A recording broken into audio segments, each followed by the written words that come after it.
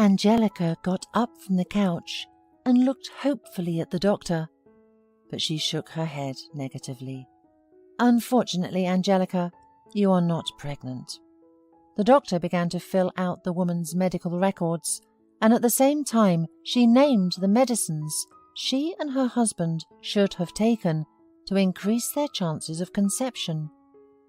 Tears streamed down Angelica's face. But we've already tried everything. I'm just desperate. For 5 years, I've been going to the pharmacy every month and hoping to buy a pregnancy test, but all to no avail. The doctor came over to Angelica, put her arms around her, and, after handing her a glass of water, tried to calm her down. You have a chance to get pregnant on your own, albeit small, but there is a chance. But I would recommend that you think about other options. Angelica sobbed. She and Peter had been married for 5 years, but the pregnancy never came. All these years she had gone to her doctor with hope and left her with sobs. And so it was today. The young woman silently took her bag and left the office. The doctor looked sadly after her and sighed again. She sympathized with her and felt pity for her. Having hardly calmed down, Angelica went to work. She worked as a paramedic in the ambulance. It was warm and sunny outside. Birds were singing everywhere, and Angelica, looking at the blue sky, suddenly believed that her dream will surely come true. And at that very time, Peter, her husband, was traditionally sitting in his mother's kitchen, silently listening to her and thinking about his own things. His mother had always been against his marriage to Angelica, and after the wedding, her dislike for her daughter-in-law had only increased because she could not get pregnant. During her son's weekly visits, the woman constantly started conversations with him about his relationship, thinking that he should get a divorce immediately. You should find a normal woman for yourself. How many times are you going to visit clinics? You're a healthy man, and I already want to see my grandchildren, said the mother emotionally, pushing a plate of pancakes towards her son. Eat, son, eat, and listen to your mother. Peter loved his mother and was afraid to cross her. He was distracted from his thoughts by the sound of a text message. Looking at the screen, he glanced up at the woman with a smile. Mum, I promise that soon everything will change, he said, and after finishing his tea, he kissed his mother goodbye and went to work. Meanwhile, a message came to Angelica's phone too. Seeing that it was from her best friend Cheryl, Angelica opened it and immediately, dumbfounded, she saw pictures of Peter and Cheryl passionately kissing. Under the photo was the text, He's mine, we're happy, and unlike you, I can give birth to his child. Angelica couldn't believe her eyes. She did not understand how Cheryl, with whom she had always shared the most intimate things, could do such a thing. Moreover, her husband's betrayal did not settle in her mind at all. Angelica, is everything all right? A call came in, said Scott, Angelica's colleague, but the woman didn't answer, staring at one point. Do you hear me? Oh, I'm fine. Just thinking, said Angelica, barely holding back from crying. They quickly got in the car and drove to the place of the call. There they saw an elderly man lying motionless in the bushes. Scott assumed it was some vagrant who had been drunk and fallen asleep, so he did not even want to approach the man. But Angelica, running up to the old man, saw that he was quite decently dressed and did not look like he was drunk. She quickly looked him over and shouted, There's a heart attack! A stretcher, quick! Thanks to Angelica's quick reaction, the man was rescued. It turned out to be a local artist, Mr. Murray. When Angelica's shift was over, she decided to visit the elderly man. She looked at him warmly and asked him how he was feeling. "Thank you, dear," whispered the man with an effort. "I probably would be dead if not for you." Angelica smiled embarrassedly and said she was just doing her duty. "Your eyes are so sad, Angelica. Is something wrong?" asked the elderly man sympathetically, taking her hand. And then Angelica seemed to burst. Tears streamed from her eyes, and she told about everything that happened to her. But then, having come to her senses, she apologized, and wishing the man a speedy recovery, ran out of the ward. The day's work was done, and she had to find the strength to go home. When she entered her apartment, she immediately, without saying a word to her husband, began to gather her things. He apparently did not know about the text Angelica had received, so he asked her in surprise where she was going so late with her suitcase.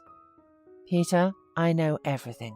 Be happy with Cheryl," she said as she headed for the exit. Peter didn't even try to justify himself. And why should he?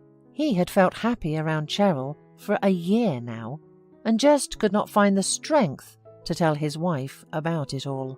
As soon as the door closed behind Angelica, Peter immediately called Cheryl, praising her for her resourcefulness, and reported that his wife had finally left, and even without a scandal. Angelica rented an apartment and tried to learn to live again. She visited Mr. Murray daily, who was getting better. One day, Angelica brought him pencils and papers, and Mr. Murray started to draw the portraits. Watching, Angelica always admired his skill. When Mr. Murray was discharged, he offered Angelica to move in with him. "I'm all alone. My wife died, and I've never had children, and you're like a daughter to me now. There's only me, my dog, and my paintings in the big apartment. We'll live together. It's cheerier like this." Angelica thought a little and agreed, because she had become very attached to the kind elderly man, and besides she was very lonely in a rented apartment. Autumn was approaching and everything was going on. Angelica's pain from separation from her husband was almost dulled. She went to work every day, and Mr. Murray continued to paint his pictures. In the evenings they talked, drank tea, and the artist tried his best to cheer up the girl by telling her funny stories. One day the doorbell rang, and Angelica saw on the threshold a boy of about 12 in a shabby jacket with unwashed blonde hair and big green eyes. He looked frightened at Angelica and asked for Mr. Murray.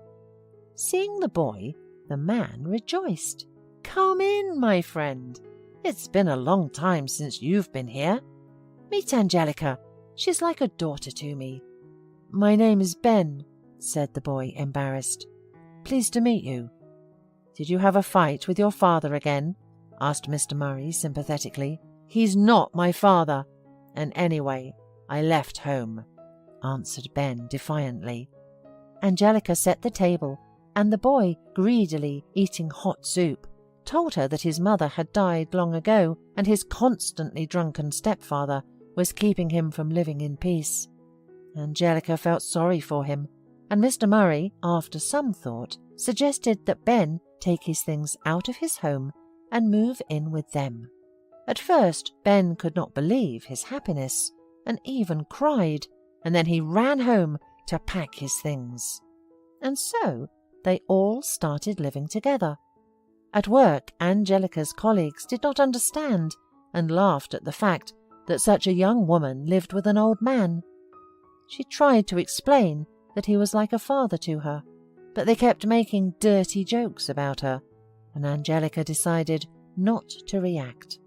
Her mother, who lived in a village near the city, also judged Angelica and, without even listening to her explanations, simply stopped communicating with her. It seemed to Angelica that the whole world had turned away from her. But she did not despair. She was happy at Mr. Murray's place, and she became attached to Ben as well. Time passed, and by the middle of winter, Angelica had already forgotten all about Peter. Only once, on her way to work, she accidentally bumped into him on the street. Cheryl held his hand and cooed something in his ear. Angelica walked past in silence. Peter wanted to say hello, but didn't dare, and Cheryl only snorted. It was her fault. She should have taken care of her husband, not stayed at work all days and nights. 2 years passed. Angelica was busily preparing for Christmas, bought gifts for Mr. Murray and Ben, and served the holiday table with the boys' help. They were sitting around the Christmas table, remembering how fate had brought all 3 of them together. "My dears, I had no kids, but I love you as my own," said Mr. Murray, with tears of joy in his eyes. They hugged each other, enjoying how good and peaceful they felt together. It was the best evening, and Mr. Murray fell asleep with a serene smile on his face. And in the morning, Angelica discovered that he had died of a stopped heart. The girl was inconsolable and could not imagine how she and Ben would now live without their best friend. After the funeral, Angelica again felt an emptiness in her heart, and besides, their usual world had shattered. "Angelica, where will we go now?" said Ben sadly, with tears in his eyes. "I'll definitely figure something out, I promise. We'll rent an apartment, then we'll see." Angelica began to gather her things, and, opening the nightstand, found there a strange envelope. When she opened it, she was stunned, and tears ran down her cheeks again. It was a will in which Mr. Murray had bequeathed the apartment to her and Ben. "Ben, we're staying," she whispered through her tears. "This is our apartment now." Time heals. Angelica still worked as a paramedic. Ben went to school, and in the evenings they remembered with longing their kind friend and how happy they had been together. Ben's stepfather had forgotten all about Ben, and Angelica thought more and more about adopting the boy. One day, while walking with Barky, Mr. Murray's dog, Angelica saw a young artist in the park. She stopped, looking thoughtfully at the image on the canvas. "My name is Javier." The young man held out his hand affably. "Are you interested in paintings?" Angelica smiled. The guy was tall, thin, in his 30s. She explained that he reminded her of one good man, and told him about Mr. Murray and the paintings he had left behind after his death. Hearing this sad story, Javier asked Angelica embarrassedly to show him his paintings. The woman agreed, and they headed off in the direction of her and Ben's house. On the way they were talking, and Angelica felt some kind of incredible energy coming from this guy. She was unable to stop talking to him, and Javier felt the same way.